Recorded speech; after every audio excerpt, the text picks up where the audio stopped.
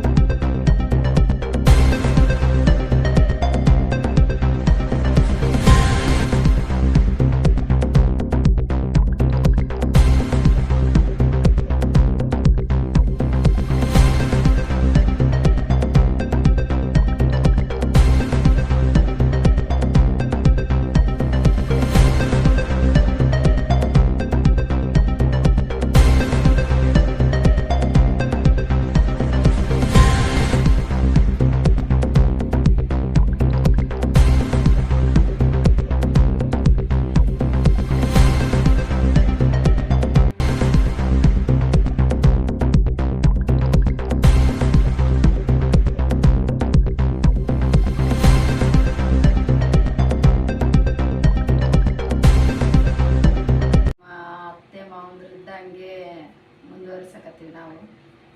ಇವು ಮಾಡಿದಾಗಿಂತ ಚಲೋನೇ ಆಕತ್ತೆ, ಮಳೆ ಬೆಳೆ ಎಲ್ಲ ಚೆನ್ನಾಗಿ ಬರ್ತದೆ. ಆಮೇಲೆ ಇದು ಈಗೊಂದು POP ಎತ್ತು ಬಂದವ ಅಂದ್ರೂ ಮಣ್ಣೆತ್ತಂದೇ ಶ್ರೇಷ್ಠ ಅಂತೇಳಿ ಇವೇ ಜಾಸ್ತಿ ಜನ ಒಯ್ತಾರೆ. ನಮ್ಮ ಕಡೆಯಿಂದ ಸಾವಿರಾರು ಎತ್ತುಗಳು ಒಯ್ತಾ ಇರ್ತಾರೆ, 25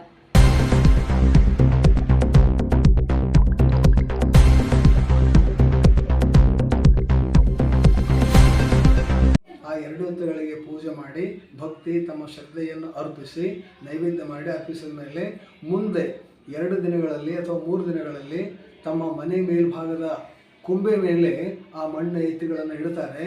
ಆ ಮಣ್ಣು ಎತ್ತುಗಳನ್ನು ಇಟ್ಟುಕೊಳ್ಳೇ ಮಳೆ ಬರ್ತದೆ. ಮಳೆ ಬಂದ ಕೂಡಲೇ ಬೆಳೆಗಳಿಗೆ ಚೆನ್ನಾಗಿ ಆಗ್ತಾ ಇರುವಂಥದ್ದು. ಎಷ್ಟು ತೀವ್ರದಲ್ಲಿ ಮಳೆ ಬಂದು ಆ ಮಣ್ಣೆತ್ತುಗಳು ಕರುತ್ತದೋ ಅಷ್ಟು ಒಳ್ಳೆಯ ಫಸಲು, ಒಳ್ಳೆಯ ಬೆಳೆ ಬರ್ತದೆ ಎನ್ನುವಂಥ ಒಂದು ನಂಬಿಕೆ ನಮ್ಮ ರೈತಾಪಿ ಜನಗಳಲ್ಲಿದೆ. ಹೀಗೆ ಪ್ರತಿ ವರ್ಷ ಮಣ್ಣೆತ್ತಿನ ಅಮಾವಾಸ್ಯೆಯನ್ನು ಭೂತಾಯಿಗೂ, ನಂದೀಶ್ವರನಿಗೂ, ಪರಮಾತ್ಮನಿಗೂ ತೃಪ್ತಿಯಾಗುವಂತೆ ರೈತಾಪಿ ಜನ ಆಚರಿಸತಕ್ಕಂಥ ವಾಡಿಕೆ ನಮ್ಮ ಭಾರತೀಯ ಹಬ್ಬಗಳ ಪರಂಪರೆಯಲ್ಲಿ ಇದು ಒಂದು